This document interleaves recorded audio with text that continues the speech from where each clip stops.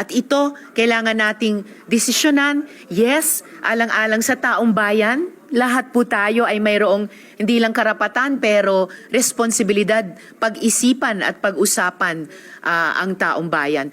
At yung mga nagyayabang dyan, na sabi nila, gusto daw ng taong bayan na ito ay talagang magkakaroon na kagad ng impeachment, taong bayan ang ginagamit.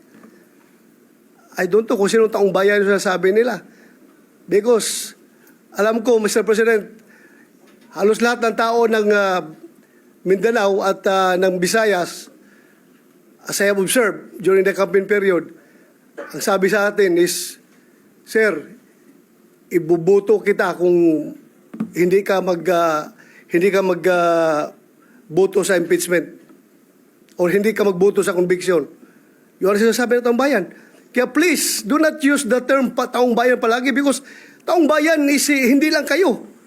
There are always two sides of the coin. Bakit ba? Wala bang value yung mga taong bayan na nagsasabi na ayaw namin ng impeachment?